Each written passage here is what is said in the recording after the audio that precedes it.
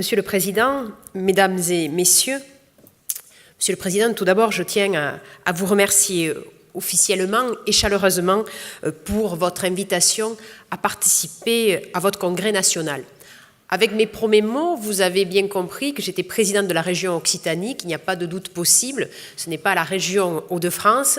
Et quand vous avez également parlé que vraiment le premier gisement sur le gaz était donc à Saint-Marcet, donc c'est en Comminges, donc dans ma terre natale, et j'ai porté en tant que députée les couleurs commingeoises, et c'est vrai que j'avais en plus plaisir à venir aujourd'hui à votre congrès de par cette origine commune que nous avons, territoriale et gaz.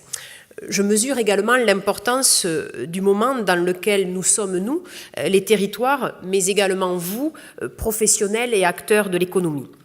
Nous avons tous à faire notre part de colibri, selon le célèbre livre de Pierre Rabhi.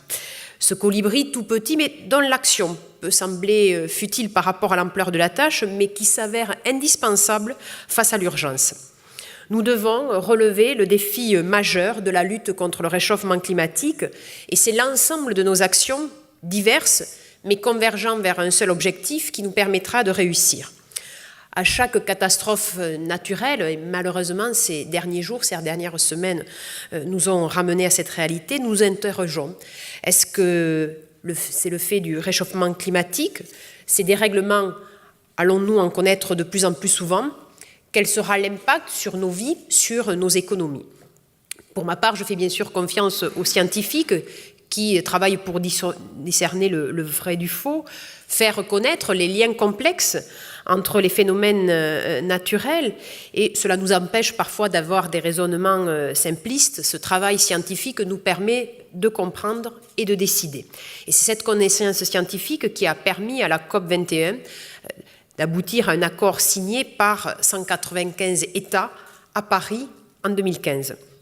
Le changement climatique, c'est bien l'affaire de tous les pays industrialisés qui ont une responsabilité particulière dans la lutte contre ce phénomène, et nous ne pouvons pas laisser planer le doute là-dessus.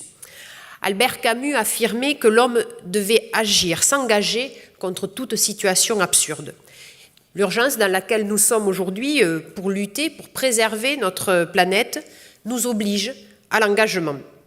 25 ans après le sommet de Rio, après des décennies de négociations internationales, sachons préserver l'accord de Paris de 2015, un accord historique de portée universelle, désormais irréversible en droit, dans les faits et dans les consciences. Que nous dit-il? Que si nous n'agissons pas aujourd'hui, demain, il n'y aura plus matière à agir.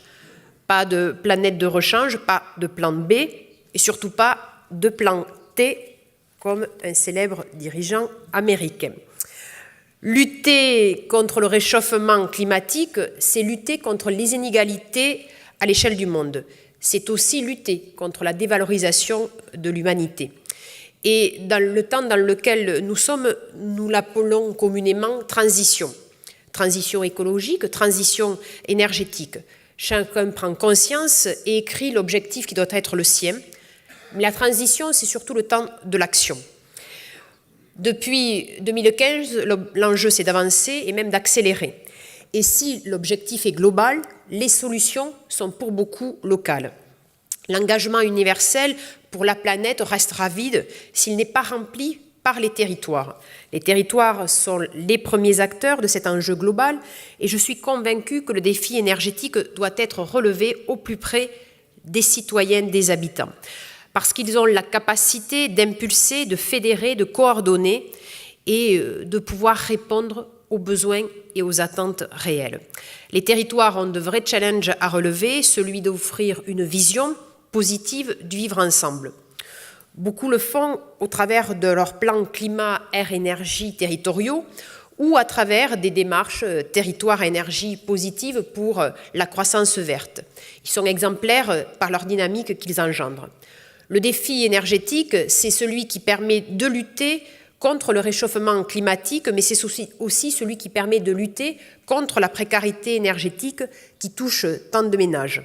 Enfin, c'est celui qui permet de rendre les territoires plus dynamiques au travers du développement d'activités nouvelles. C'est en tant que présidente de la région Occitanie, des Pyrénées à la Méditerranée, un petit bout de terre, que je prends ma part et que nous agissons pleinement et collectivement. Les régions n'ont pas seulement toute leur place dans l'enjeu de la transition énergétique, elles sont en première ligne de ce défi. Et en Occitanie, nous avons un parti pris. Nous souhaitons faire de cette lutte un combat positif pour notre région, faire de la transition écologique et énergétique une grande priorité politique, régionale, et un enjeu collectif, une opportunité pour notre avenir. Cet objectif ne se réduit bien sûr pas à une mandature régionale, mais ce qui fait la noblesse de la politique, c'est d'agir et de se projeter bien au-delà des échéances électorales et d'enclencher un vrai travail de fond avec une vraie ambition pour mieux vivre pour nos citoyens. C'est pourquoi nous avons décidé, au sein de notre région, qu'elle soit un territoire pilote, un territoire exemplaire dans le domaine de la transition énergétique et d'en faire la première région à énergie positive d'Europe d'ici 2050. Notre ambition, c'est inscrire la transition énergétique comme l'un des moteurs de la croissance économique régionale en mobilisant les leviers de l'innovation, de la formation, de la concertation à l'échelle des territoires et de l'ingénierie financière pour orienter les choix des investisseurs publics et privés. Limiter le réchauffement climatique, relever le défi des énergies renouvelables, c'est d'abord un choix politique qui répond à 3 enjeux majeurs, climatiques, sociaux et économiques. Il impacte chacune de nos politiques régionales, soit l'agriculture, les transports, l'économie, la recherche, l'éducation. Il est porteur de croissance et pourvoyeur d'emplois non délocalisables. Si nos émissions de gaz à effet de serre ont diminué de près de 20% en 10 ans, nous devons encore poursuivre et amplifier nos efforts.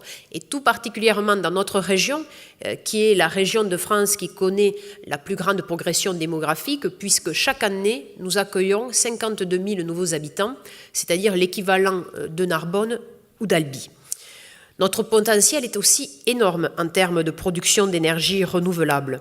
Nous avons la chance d'avoir des gisements diversifiés et riches. Chaque territoire doit pleinement prendre conscience de ses atouts et pouvoir se projeter dans l'avenir. En Occitanie, nous avons déjà un potentiel d'emploi, c'est 15 000 emplois directs. Concernant les énergies renouvelables, nous sommes également la 2e région française pour la production d'électricité renouvelable, 2e pour la production hydraulique, 3e pour l'éolien et 2e également pour la production photovoltaïque. À cela s'ajoute un écosystème, des structures de formation et de recherche, les universités de Toulouse, de Montpellier, l'INSA Toulouse, l'école des mines d'Albi et d'Alès dans le Gard.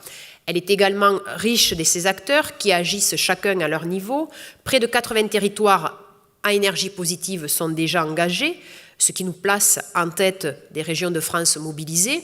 Et puis, vous l'avez indiqué également, des métropoles, des agglomérations qui ont fait le choix des énergies renouvelables pour leur transport en commun. Nous avons de nombreux acteurs aussi de l'innovation, des centres de ressources qui sont mobilisés pour soutenir le développement du secteur et créer une offre de produits et de services à haute valeur ajoutée. Et je pense tout particulièrement au pôle de compétitivité nationale d'Herbie, qui est basé à Perpignan, et également le cluster Cemater. Engager notre région sur la voie de la transition énergétique nécessite de mettre en mouvement l'ensemble des champs d'intervention de la collectivité régionale. Le développement économique, d'abord, c'est accompagner la mutation de l'économie régionale, des petites et des moyennes entreprises, également des ETI, vers une économie bas carbone. C'est également le secteur des transports qui est fortement émetteur de gaz à effet de serre. Et l'action de la région dans le domaine du transport des voyageurs ainsi que le développement des transports maritimes et fluviaux contribuent directement à la diminution des gaz à effet de serre. La nouvelle répartition également des compétences sur les transports permettra d'avoir une gestion beaucoup plus coordonnée, puisque les régions avaient la compétence dans les trains du quotidien. Maintenant, nous avons également la compétence sur les transports interurbains et dans notre région, nous avons la responsabilité de 4 ports, dont 7 et Port-la-Nouvelle. Sur la recherche et l'innovation, là aussi, la région doit être chef de file pour pouvoir soutenir les projets innovants ou, par exemple, la gestion intelligente de l'énergie à travers les smart grids, le stockage le solaire à haut rendement ou aussi la filière hydrogène, mais j'y reviendrai. L'innovation est un levier pour créer des produits et des services à haute valeur ajoutée et c'est ce que nous avons figuré dans notre stratégie régionale pour la croissance et pour l'emploi. En France, vous le savez, nous aimons faire beaucoup de schémas. Et donc nous avions des schémas à réaliser, le schéma sur le développement économique, le schéma sur l'enseignement supérieur et également le schéma des formations professionnelles. J'ai décidé de mener ces 3 schémas de front parce qu'on ne peut pas parler emploi sans parler développement des entreprises, on ne peut pas parler emploi sans parler formation et bien sûr sans enseignement supérieur, recherche et innovation. Et nous avons bâti ces 3 schémas pour la stratégie régionale pour la croissance et pour l'emploi et elle aussi, elle s'inscrit dans l'objectif d'être la première région à énergie positive d'Europe. Donc notre ambition, c'est de voir d'ici 2050 100% de la consommation d'énergie régionale couverte par la production locale d'énergie renouvelable et atteindre cet objectif nécessite de s'inscrire dans une logique d'action à long terme. Nous devons bien sûr la faire partager et nous avons bien sûr travaillé avec un panel d'experts qui a bien confirmé le réalisme de cet objectif. Notre objectif est atteignable à condition de réduire de 40% la consommation d'énergie et de multiplier par 3 la production d'énergie renouvelable. Nous avons donc plusieurs leviers d'action. Tout d'abord, la baisse de la consommation énergétique. Alors, nous devons, la région, déjà donner l'exemple. Donc, tous les lycées ou tous les centres de formation pour apprentis que nous construisons, que nous rénovons, parce que nous construisons beaucoup de lycées, puisque nous avons, en fait, dans cette progression démographique, une population jeune. Chaque année, c'est 4000 nouveaux lycéens et apprentis. Et donc, les lycées sont bien sûr à énergie positive. Nous avons également un accompagnement de l'ensemble des collectivités locales dans le cadre de leurs bâtiments, de leurs travaux de rénovation, mais également nous avons une politique à l'attention des particuliers avec l'éco-chèque. La région donc aide les particuliers pour la rénovation énergétique de leur logement. Dans le secteur également du transport, il s'agit de sortir du tout pétrole en développant une offre de véhicules à motorisation, soit électrique, soit utilisant du gaz d'origine renouvelable, le bio-GNV ou l'hydrogène. Et au-delà de la transformation du mix énergétique du transport, la baisse de la consommation de ce secteur implique un fort développement des transports collectifs. Alors, en région Occitanie, nous allions et transport du quotidien et LGV. Nous demandons en effet de bénéficier également de la LGV. Rappelons quand même que la liaison que nous avons avec Paris est aérienne, qu'un train quand même émet 35 fois moins de CO2 que l'avion et qu'à travers la LGV, c'est également la libération de sillons pour les trains du quotidien, sachant que dans notre région, nous avons déjà une saturation routière qui est forte sur les métropoles ou les agglomérations, mais également saturation ferroviaire. C'est pourquoi nous avons fait de notre priorité le transport collectif et sur l'aspect du rail et du bus, nous allons créer un service public régional des transports en 2018 pour avoir une bonne complémentarité entre tous les modes de transport, développer les stations intermodales, développer bien entendu les trains du quotidien. Et sur la trajectoire budgétaire, nous avons prévu en fait de consacrer sur les 15 prochaines années 14 milliards sur le train et sur les LGV et également les trains du quotidien, mais également l'accessibilité. Le second levier, c'est bien sûr la hausse de la production d'énergie renouvelable, et elle est possible grâce aux gisements éoliens et solaires remarquables de notre région, mais aussi grâce à la deuxième forêt française qui, avec 2,6 millions d'hectares, couvre plus de 35% du territoire régional. Donc nous allons là également, pour avoir une production d'énergie renouvelable, un outil, c'est d'ailleurs nous allons créer d'ici la fin de l'année l'Agence régionale de l'énergie et du climat. Nous avons décidé de créer une agence régionale de l'énergie et du climat pour deux grandes missions. Tout d'abord, accompagner les collectivités, les particuliers dans les améliorations pour consommer moins d'énergie et également pour les aider dans leurs projets d'énergie renouvelable. Ce sera donc une assistance, comme on dit en termes techniques, à maîtrise d'ouvrage, mais également une action de promotion, d'accompagnement des particuliers.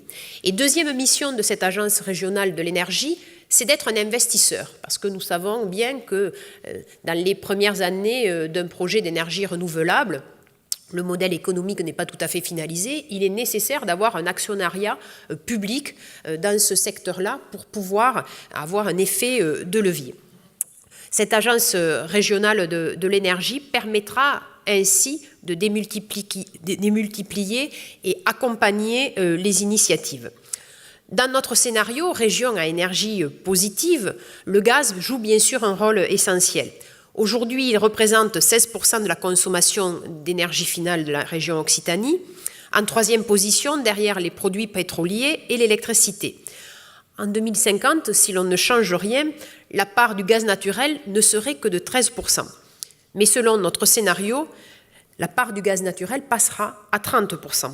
On assistera donc à un doublement de la part du gaz dans la consommation d'énergie finale d'Occitanie. Et pour ce qui est spécifiquement du biogaz, si en 2015 on ne représente que 0,3% de la production d'énergie renouvelable en Occitanie, en 2050, la part issue des installations de méthanisation et d'électricité renouvelable transformée en hydrogène devrait atteindre 10% de la production régionale. Donc les enjeux pour le secteur sont importants. Ils portent donc sur la baisse de la consommation de gaz dans les bâtiments liés à une baisse des consommations énergétiques liées au chauffage. C'est également l'augmentation des véhicules au gaz, notamment pour les véhicules utilitaires, les poids lourds. Et puis, la région souhaite clairement aussi impulser des projets exemplaires et innovants. C'est un pilier de notre stratégie, innover, montrer, développer. À ce titre, nous sommes partenaires du projet IPOR avec Engie. Les objectifs, c'est mettre en place des écosystèmes hydrogènes économiquement viables et pérennes sur les zones aéroportuaires urbaines et rurales. Ce sont deux aéroports qui ont été sélectionnés, Toulouse-Blagnac et Tarbes-Lourdes-Pyrénées, qui vont en fait lancer ce projet. Cela doit permettre également, dans le cadre de ce projet IPOR, d'animer, de développer l'écosystème hydrogène au vu de la répliquer sur d'autres sites aéroportuaires et de renforcer le développement des autres piliers stratégiques identifiés pour la région, à savoir le tourisme vert, le biohydrogène, le développement dans des énergies nouvelles renouvelables, dans le stockage d'énergie. Nous avons également un corridor de l'hydrogène qui traverse toute notre région. La région est également partenaire du projet Seven qui sera prochainement déposé dans le cadre d'un appel à projet de l'ADEME visant à valoriser en circuit court un carburant issu de matières premières renouvelables. Bien sûr, la méthanisation, nous poursuivons son développement. À ce jour, on en dénombre 35 sur notre territoire. 6 projets sont en construction. En son temps, l'ancienne région Midi-Pyrénées avait impulsé et organisé les rencontres nationales du biogaz et cela avait connu un fort succès. Un centre de ressources sur le biogaz a aussi été créé au sein de la région pour accompagner les porteurs de projets et contribuer à la structuration de la filière. Nous avons également développé des instruments financiers complémentaires en faveur des porteurs de projets. Tous ces défis, tous ces objectifs ne pourront pas se réaliser sans l'engagement des territoires. Et nous savons qu'il y a un enjeu à soutenir les initiatives territoriales pour faire émerger des projets portés par les collectivités ou des citoyens ou également la force privée afin que tout projet d'équipement en ENR, qu'il soit éolien, photovoltaïque, soit un projet de développement local, concerté, partagé. Et c'est bien là l'objectif de l'appel à projet régional que nous avons lancé pour favoriser les énergies renouvelables, coopératives et citoyennes. Au-delà des gains énergétiques, s'engager pour la transition énergétique telle que proposée par le scénario REPO aura de multiples bénéfices en termes économiques, via notamment la création d'emplois durables et une indépendance énergétique accrue, mais également sociaux, bien sûr, par la diminution de la précarité énergétique et l'engagement citoyen et environnemental, en limitant le prélèvement des ressources et les émissions de gaz à effet de serre. Donc nous sommes aujourd'hui réunis alors que depuis le 2 août, notre planète a consommé la totalité de ses ressources énergétiques et vit à crédit. Alors nous devons être lucides, nous devons être engagés, nous devons être déterminés. Et comme le disait Barack Obama, nous sommes la dernière génération à pouvoir agir. Alors agissons collectivement, public et privé, agissons tout simplement pour que notre planète ait un avenir et les énergies renouvelables en sont une condition essentielle. Je vous remercie.